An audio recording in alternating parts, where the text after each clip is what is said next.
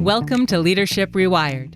Our mission is to disrupt traditional leadership development by fostering a community of resilient, growth-minded individuals who drive their own destinies and lead effectively through change without sacrificing their well-being. Two former colleagues and current friends, Allison Allen and Dean Martin, invite you to join them for an honest conversation that brings a personal perspective to the issues of leadership. Welcome to another episode of Leadership Rewired podcast. I'm Allison Allen. As always, I have my wonderful co-host here, Dean Martin. Today, we're going to be diving into a topic that's often overlooked, and it needs to not be. It's incredibly powerful if we can tackle it and learn how to leverage it. And it's called active listening. Mm-hmm. We're here to ask this question: is active listening actually a leadership challenge or a superpower? And if it's a challenge, why is it so challenging? Yeah. I think it can sound simple. And I think there may be a lot of people who are listening to this and going, oh, here we go again, active listening. What's fresh here? I'm not sure. Let's see what is fresh here. We're wanting to rewire it. And I think there may be different ways in which we can think about why active listening is so important, and some real simple takeaways for people that can have a profound effect. That's what we're always wanting to do this isn't just learn it because it seems important or it's on the leadership curriculum, but because of the impact it can have on human beings who you are leading. That's actually what it's about. Any kind of definition you want to give us? Yeah, tell us. Mm-hmm. Yeah, no, I was just going to say to your point, and I was actually active listening, which is why my extroversion is I want to answer that.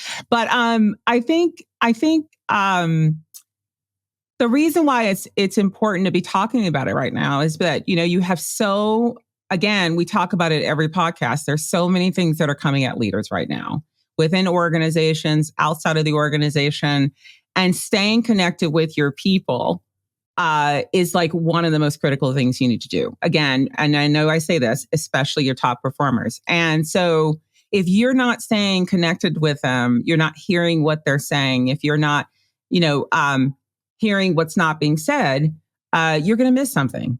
And there is the risk of someone, resigning or disengaging or, other things that can come into play. And there was something that was said and you missed it. And so active listening is a cure for that.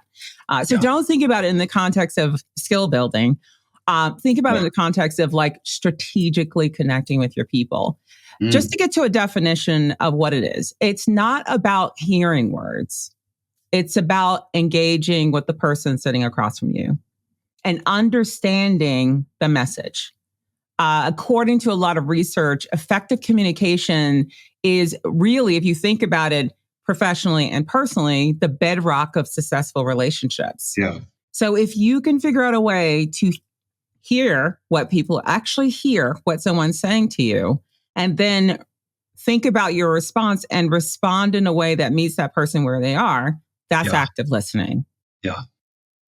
Right? Yeah, and that is, responding to where they are. That's actually why we want to listen so deeply. Mm-hmm. Because we could say, well, you said these words. Yep. So I will respond to the content of the words. But if I'm not really paying attention, i.e. active listening to body language, your tone, your facial expression. Is this typically how you communicate with me, Allison? Normally you animated and now you're quiet. Or normally you're very logical and now I'm getting a lot of emotion. If I'm not picking up on all of that stuff, sure, I could win a point for saying, yes, I responded to the content correctly. Right. Win a point.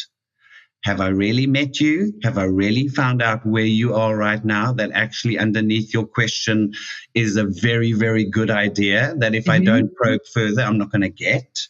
Yep. Or I don't really hear that you're anxious about something. And if I don't pay attention to that, you're going to be dragging your heels on a project for a couple of weeks because you're nervous about your capability. Mm-hmm. So it's we're the only ones that really will suffer if we're not saying, let me listen a little bit deeper. Sure, Right. it makes you feel loved and seen and important, but first of all, let's look at like why it's super important for a leader to do it, because there's a whole lot of data sitting in front of you, a human being who's just told you a thing or who hasn't told you a thing. Right. And if you're really listening, you're like, hey, well, why are they only telling me these three things, or what else is going on? Right, 100%. And I think there's really nothing to add to what you just said, because that's exactly the point, right? I think, there's some data that actually says that when employees feel like they've been heard, they're 4.6 times more likely to feel empowered to do better work, because they actually heard that the leader in front of them heard what they were saying and responded. That response could be guidance. It could be removing a barrier. It could be prioritizing their work for them. Right? How often do we miss those things? So when I feel heard, I'm 4.6 times more likely to actually feel empowered to do better work. And that's a huge benefit for leaders, which we all want, which is all about, boosting our team performance and making sure the morale is high. And this being heard thing, I can't help but think about it in terms of romantic relationships or personal relationships. It's almost a joke in a way. Somebody may say, oh, I don't feel heard, or do you see me? Or, and I'm kind of doing that tongue in cheek. But if we think about why that is a complaint that people may say of their husband, or, their disastrous first date or whatever, it's because of this being heard thing is an indication of, all of me, or the important stuff of me has been acknowledged. Right. Not just somebody listened and had a good first date, or my wife asked me how my day was and there was an accurate response. So in those sorts of intimate relationships, we're familiar with talking about things like, do I feel heard? Do I feel seen? And I think there's some value in that, because if we transfer what's the essence of that into our working relationships and as a leader, what we're wanting to do, and what gives rise to this, what you're saying, this 4.6 times more likely to feel empowered, is because there's a sense of accuracy, that this direct report says, my manager gets what I've just said. There's an accuracy there. They have picked up on my concern, or they've actually heard that I've got a good idea, or they know what my desire is in terms of development. That kind of congruence therefore means, okay, I feel more relaxed in being able to act in order to take the next step or behave however, whatever is required of me in this team. So it's not just the nice, cuddly feeling. That's the connection is, hey, I feel heard by my leader and it's accurate. So I'm not worried like, hey, I just told her about my plan and she's like, yeah, great, go ahead. I'm like, no, she didn't get it. She didn't get that. So therefore, I'm less likely to be empowered. I think that's that. We want our people to feel empowered, to be able to, give that discretionary effort, to be able to act without us having to direct them on absolutely everything. And I think that to add to your point there is there's validation in being heard. Yeah, nice. Right? When someone hears you, whether they agree with you or not, or, there's validation in being heard. And that's all people want. Oh, right? Yeah, I love that. Yeah. Yeah. Why do you think it's so hard for people to connect and actively listen to one another, especially leaders and team members?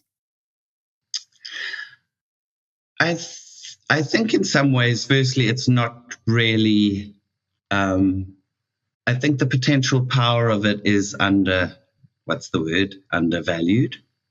or maybe just not really experienced. So I think most of us are doing our best. Of course, we're trying to listen. Every leader is like, sure, I listen to my people. Like, who isn't? But I think the true, pushing it from good to great is not really something that we really unless we've done it intentionally, we may not have picked up on the benefits of it. So therefore, it doesn't really feel like something that is that important. We're getting by with it okay. How we listen is okay. So I think that's the first thing, maybe why it's challenging, is that the benefit isn't even acknowledged or experienced.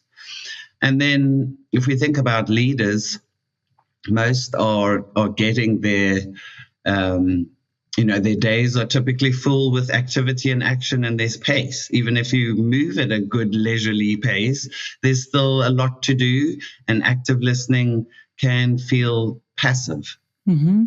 And that's why it's probably, we've got that adjective there, active listening, because it's not, it's hard work. But it can be a bit like, how am I adding value here if I'm just sitting and nodding and listening? And we're like, well, that's not active listening. But it can feel frustrating as a leader. I've got a lot to do. I've got my people and they're in trouble, or they've asked for a thing, or I need to get something mobilized. Of course, I just want to go. I'll ask a few questions. I'll listen. This. Okay, go. I think it's a pace thing. Yeah, I think. Yeah, no, sorry. Go ahead. No, I think it feels good to work fast. So I think that's also it's counterintuitive that actually I can go faster if I'm sometimes spending time on this active listening rather than just giving a lot of directives or just telling people stuff. Yeah. Like just to add to what you just said and to just put a finer point on it, the number one reason why leaders find it hard to active listening is to be an active listener is that they are juggling multiple responsibilities and multiple deadlines. Remember, leaders are leaders of individuals or leaders of managers. So they're thinking about the work on everyone's plate. And they're thinking about the demands that are coming down from their senior leader or their peers or their clients. So they're juggling these multiple things. They know they're supposed to connect with the person in front of them, but in their head is this running checklist, or in front of them is a running checklist, and they're trying to multitask. Yeah. And I think it's really important to zero in on that. They're trying to multitask, and every minute, hour, half an hour, however you want to block it up, it's something where they're thinking about all the things at the same time. But active listening means I'm not thinking about the list when I'm in front of someone. I'm putting the list to the side and I'm focusing on what this person needs, what direction that they need. And as hard as that is, which is why it's a muscle, that's what we talked about earlier is the reason why you have to do it. Because the person sitting across from you wants to give you 100%, wants to do great work, wants to work really hard, wants to give you discretionary effort, but does not feel like you are listening or validating their concern, their issue, their question. And it's really important for you to figure out a way to put this aside. And we're going to give you some tips on how to do that. Yeah. And also for the leaders who would say, well, I have people, that's all very well, Allison. I have people, I don't think they do want to give me 100%. I think they checked out, or this one's lazy, or that one's whatever. I think the active listening is even more important then, because as a leader, we have responsibility for our people. They're kind of like yours. They're your people. So if you've got a thing, what are you going to do? Just say, oh, this is crap, and throw it in the corner? Or say, I'm responsible for this thing and it's not working the way I want it to. I better try harder. I better lean in and find out what is going on that makes me think this person is lazy or this person is not wanting to give 100%. That, if anything, is an indication for me as a leader, I need to be listening a lot harder. That I could actually say of my team, those three not so good, or that one, or like, how come? Well, you're bringing in a really good point. And we seem to bring this up a lot in the podcast, but it's like, it's your job as a leader to understand the performance of everyone on your team. And it's your job to make sure that you are engaging and developing your middle to high performers. That's your job. And if you have a low performer, I would still say Your job is to be an active listener when you are interacting with them. Yeah. Because either they're telling you something which may, be about their engagement. It could be a skills issue. It could be something that could be a detriment to a deliverable. Yeah. And so, you need to be really connected and very specific to the direction that you're giving this person, where if you're being specific to the direction, that means you need to understand what's going on for them and where they are and what they're doing and what they're not doing, so that you can tell them in a very targeted way where you need them to focus. So I would say even more so for your lower performers, you need to not be thinking, oh my God, they're lower performers. Why do I need to active listen? And even more so. Yeah. I often, I'm actually coaching a leader right now who's dealing with like what he perceives as like half of his team is poor performers. And his reaction is to just get rid of all of them. And what I said to him to get him to connect on really figuring out ways to actively listen is, what if those poor performers are actually, middle to high performers, but you just haven't given them the time and energy that they need in order to, correct. You haven't been specific about where they need to be focusing their time and their energy. Nice. What if, look at like how you can start, actively listening to these folks and not have to go to an exercise of firing and recruitment. Yeah. When you know that you've done all of those things, then you can sit back and say, okay, well, I have done all the things I need to do. These two folks, I just can't get them where they need to be. And so we need to make a different choice. Yeah. So I know it's one of these things where we need to exert some extra energy, but it's kind of, again, going back to our earlier points, validation, being heard, making sure that you're addressing the specific need of the speaker sitting in front of you. Yeah. And because this is what we also say a lot, another thing, because it's your job. Yes. Because you're a leader. You're not doing anyone some magnanimous, generous favor. Right. It's your job. You get to pick how you do it. Right. Yeah. Right. So sure, get rid of your low performers. Good luck with that.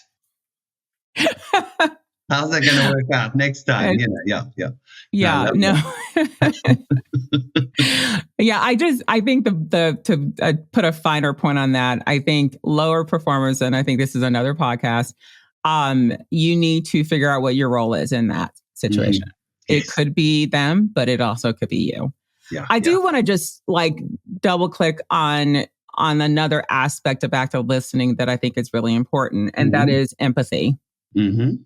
And again, to go back to some of the things that we talked about, active listening requires you to step in the shoes of the person who's talking to you. Yeah. To understand where they are, to understand their emotions, understand what the issues are, and respond accordingly. Mm. And you cannot do that if you're not connecting with people, which is an aspect of emotional intelligence. So does that... What do you think about that aspect of active listening, Dean? Well, I think that's also one of the reasons why it's challenging for many of us to do this or to do it consistently, because in order to demonstrate empathy, which is an awareness of other people's thoughts and feelings and to be with them in that, we first need to even acknowledge that we have thoughts and feelings. And that's what emotional intelligence is. There's that one aspect of self-awareness and self-management before I can even really then be aware of what your thoughts and feelings are to meet you where you are. Yep. So yes, of course, I want to have empathy for my people.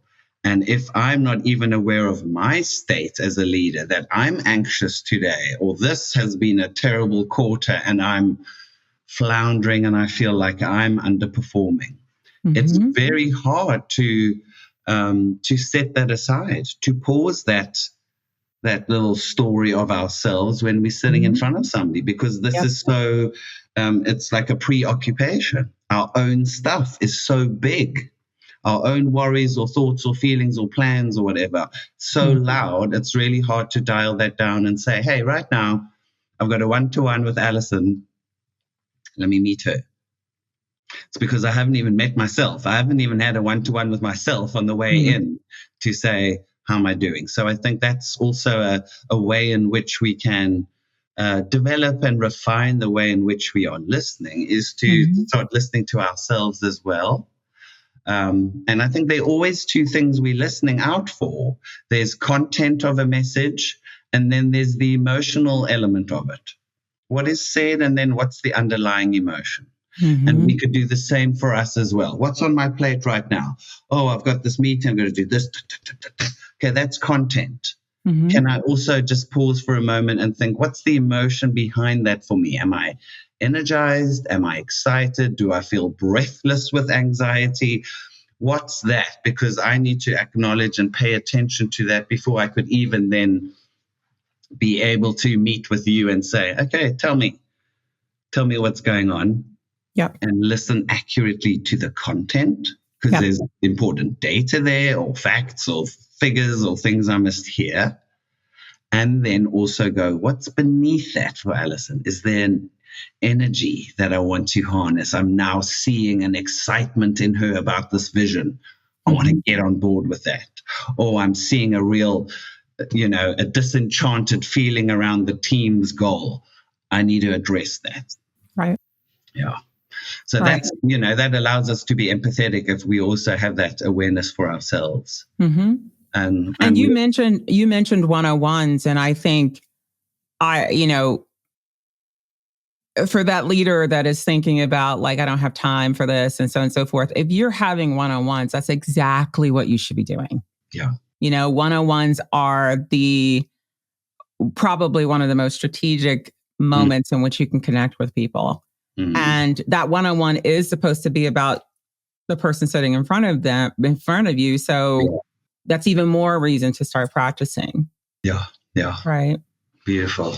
Let's break down some techniques that you can consider to start practicing active listening. Yeah. So the very first one is pay attention. Avoid distractions, make yourself fully focused on the person in front, like really pay attention. Yeah. And that means when you're paying attention to something, that means you're not talking. Yeah. That means you're not looking at your phone. That means maybe you're scribbling down a few notes, but you are giving that person your full focus. Yeah. Use body language. Sometimes you aren't necessarily looking at the body language of the person sitting across from you, but something as simple as you nodding, right? Or you making eye contact with people, or, having a posture that's not like this or like this, but one in which you are actually literally open and you are leaning forward and you are in that conversation with someone. Yeah. Yeah. Do your best to not interrupt people. Yeah. Let the speaker give their full thought before you start responding. Let me just say that again. Don't interrupt. And this is one I have to work on daily. But don't interrupt. Let the speaker sitting across from you or on a Zoom call or in a meeting or wherever the case may be, finish their thought before you respond. Yeah. Yeah.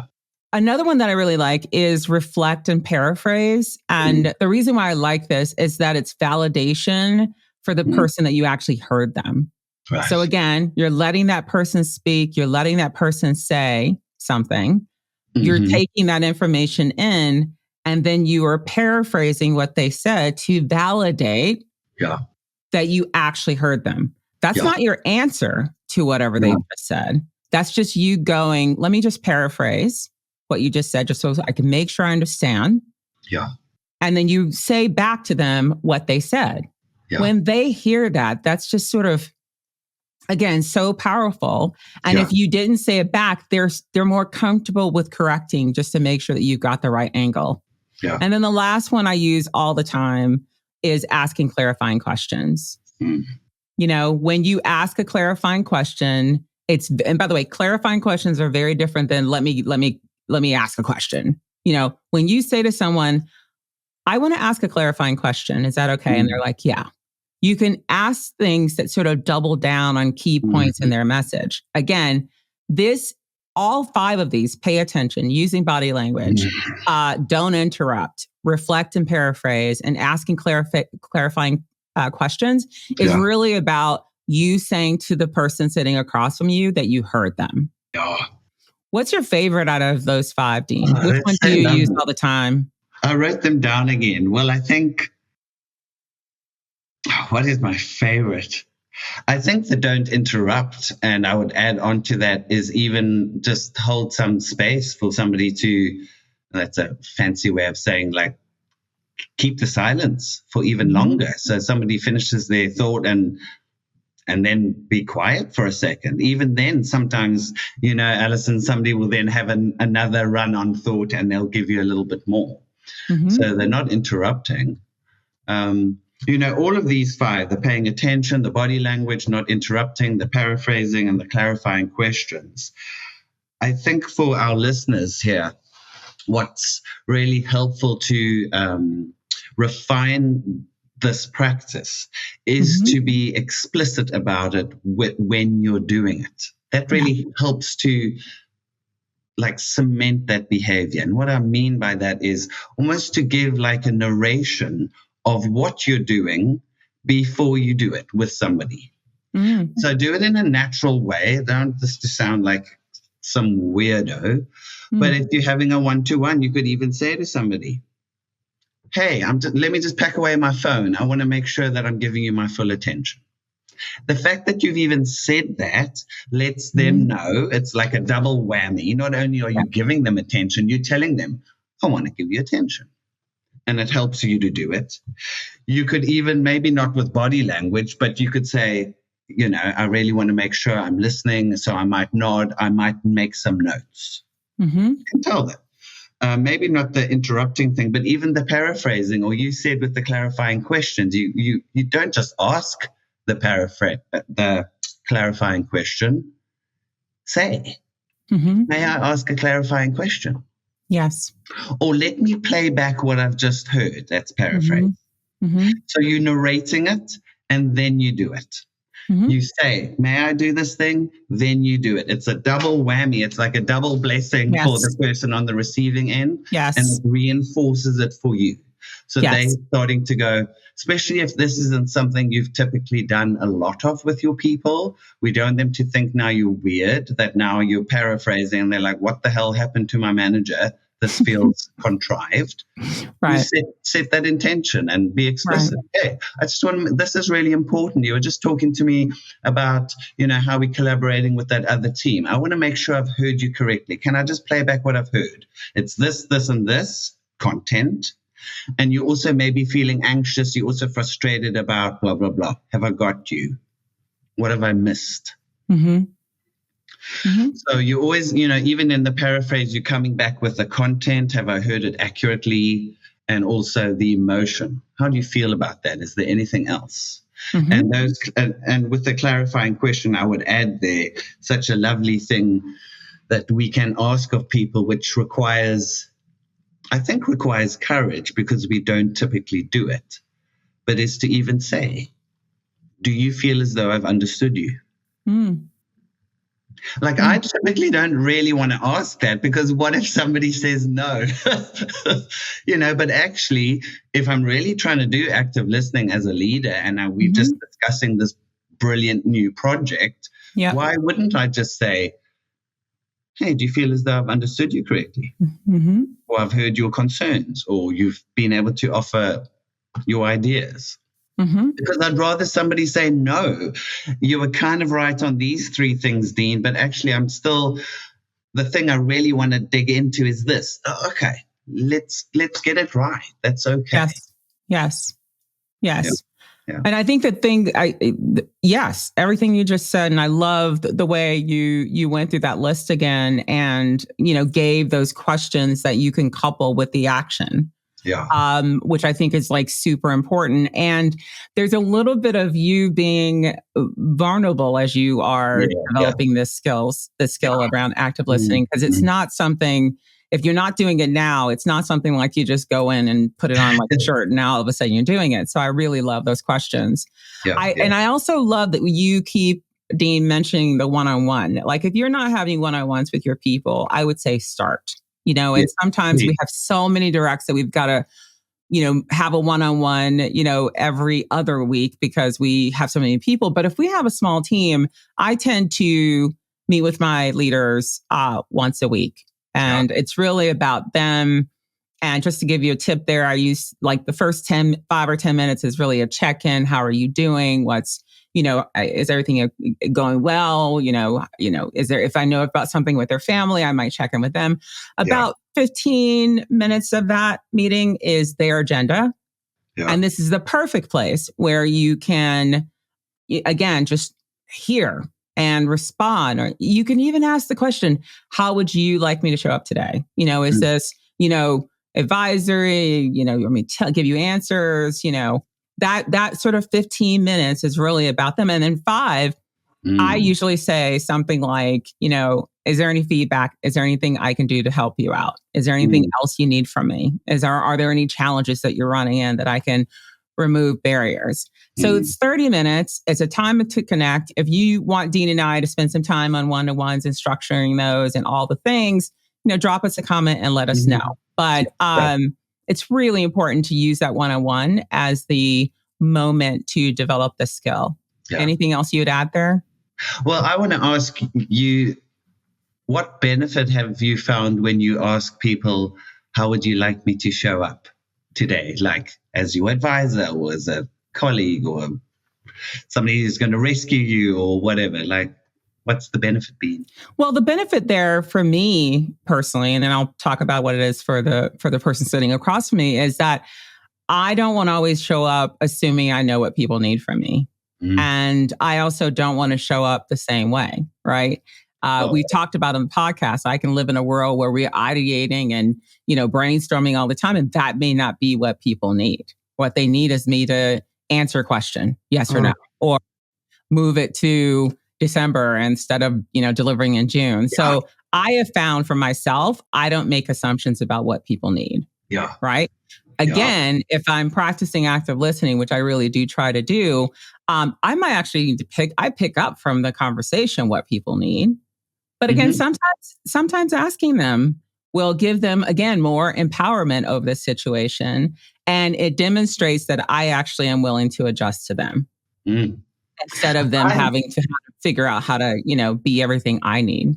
Yeah. I got so excited I interrupted there. Sorry. Oh, that's okay. I actually think that you and I are both good active listeners, but we do get excited and we have an point and that extroversion comes out. It's all good. What were you going to say? No, when you said I don't want to show up assuming that I know what that person needs. Oh, that made my little heart so happy. I think that is so beautiful as a leader and even that can be explicitly articulated. I would die and think I'd gone to heaven if a manager in the past had sat down and said, hey, Dean, I don't want to assume that I know exactly what you need right now. You can still say, I guess you probably need some direction on this, and I want to give you, like, you're not being stupid, but to be able for you to say, hey, how would you like me to show up? Because I don't want to assume is also showing enormous respect as a leader to your people, that you're seeing them as humans that are complex, that are different from day to day. And that also that you are willing to be flexible in how you're meeting them. Right. That for me feels like rewiring leadership, that it's not just I figured out my 10 people in the team and bang, bang, bang, this is how I work with them. And this is who I am, bang, bang, bang, and I execute. That yes, you can have a very solid core and have a very good understanding of how you relate to them and what they need. And yet in that moment, in each moment, you're coming in with it going, let me still be curious. Let me still check in how I'm doing. And let me now make sure I'm explicit with them. I want to give you my attention, even if it's a 5 minutes quick walk to get a coffee together, or a quick 5 minutes after a meeting has ended and one of your people stays on the Zoom and you're chatting. You can still say, hey, I want to paraphrase. I want to make sure I've heard you correctly. Yes. And I think that Yeah. Yeah, no, I think, yes. And I appreciate you saying that. And I just want to acknowledge that, this is, all the things that I've tried and all the things I've learned in my career, especially as being a leader. It isn't like, I don't want to give this impression, oh my God, I'm just walking around and, it's utopia leadership. That's not true. When I'm under a lot of pressure, or we have tight deadlines, I have to practice. I have to bring have this shift in energy to help me get to these places, right? This isn't something that it becomes readily available because I know it's something I need to do. And I know that the person sitting in front of me needs something from me. Mm-hmm. But I don't want to give you the impression at all that it's sort of like, once you to develop the skill set, it'll just be natural. There will be times when you will have that multiple checklist and the deadlines, and you will have to work to get there, right? And you will have to transition, which is why I'm just stressing, like using the one-on-ones, like people know one-on-ones, they can almost be these intimate sessions, right? That is your time. Give yourself 5 minutes, give yourself 15 minutes. And we talked about this in our self-awareness talk and our self-love talk. It's really about this notion of like giving yourself time to transition because the person who is sitting in front of you needs you to be present. So I can come up with those questions because I've given myself time. When I haven't, it hasn't always gone as smooth as that. So you have to make sure you are managing yourself and you're thinking about time to get to the place where you can get in front of that person and have that conversation.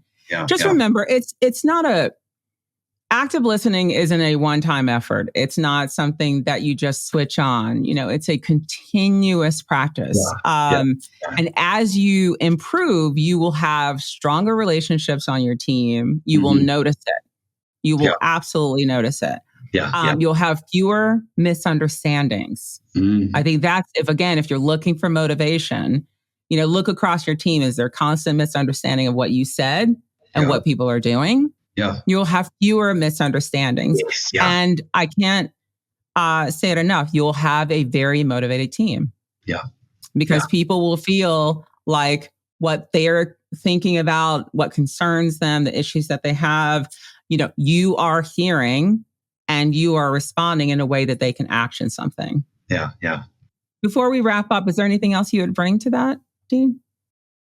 Yeah, just a thought that I have here about this being a continuous practice. That's why it's rewiring, because we may have some older habits and now we're choosing to do something a little bit differently.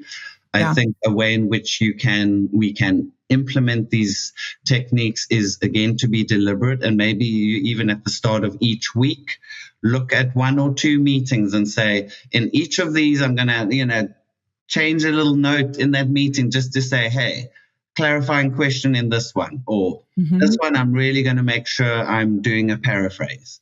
So you're starting to practice elements of this, and you're doing it very deliberately, rather than just like, oh yeah, that podcast was fun. Yeah, I heard most of the stuff I've heard. Yeah, okay, that's great. But very deliberately take away an action that says I'm going to do something different around using my body language, packing away my phone, or listening, or holding silence and not interrupting. Be deliberate. Set yourself a goal. Yeah. Yes. And just to finally say that when we truly listen to people, listening is attention. And giving people attention is love. Yes. And while sometimes it can feel, I don't feel awkward talking about love in a work environment, but some people, have a bad reaction. But if we really come back to, earlier we were talking about self-love. If we think about what is that, it's a commitment. It's a deep and unwavering commitment to somebody's flourishing. Doesn't have to be about romantic or sexual or about a family relationship. Like, sure, you and your direct reports, I trust that you have a deep and unwavering commitment to their flourishing. So that's, and that is love. And you don't have to call it love, but you can call it attention. And the best way we give people attention is through active listening. Mm-hmm. Mm-hmm. 100%. And just to put a finer point on this, and we asked this question at the beginning of the podcast, we said, is active listening a superpower? And I think, and at least I hope, we've proven to you that it absolutely is. It builds trust, it improves productivity, and it creates a positive working environment. And that's really, as leaders, all we want. Yeah. So here's our challenge to you. And Dean gave you some suggestions on where to use the 5 techniques. But our challenge to you is to put one of these in action. Mm-hmm. So whether it be this week or next week, put one of these or 2 of these in action in your daily interactions with your directs.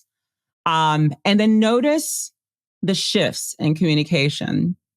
Notice if there is any changes in relationship dynamics. And again, it's not going to be one time. Give yourself a good sort of 2 or 3, 4, maybe even 5 one-on-ones where you just start to leverage 1 or 2 of these and just notice. Notice. And see what is shifting in the relationship. And to Dean's point earlier, if you start to say to people, I'm going to paraphrase or I'm going to ask a clarifying question, and that's not something you typically do, just be comfortable with everyone being slightly uncomfortable, but recognize that the person sitting across from you will notice if you're doing that on a regular basis, that this is actually a new norm for you. And you'll start to create the environment where they may even start asking, can I ask a clarifying question? You know, is that, you may have them saying, can I paraphrase back what I think I heard from you? Which is almost a further validation of what you even said. Because often as leaders, we're wondering if people have heard what we've said. So, it'll just start to shift, and give yourself some time. It's not going to be overnight. No. Anything else you want to add here? Yeah, just create a new normal around your listening, your active listening. Yes. Yeah, that's rewiring leadership. Yes. Thanks, Allison. Thanks, everybody, for listening. We'll see you next week. We'll see you next week. So we'd love to hear your thoughts. So please drop in the comments. And I don't know if everyone's following Dean and I on LinkedIn, but please reach out and comment, subscribe, give us your thoughts. And until next time, lead with purpose. Thank you. Bye-bye. Bye.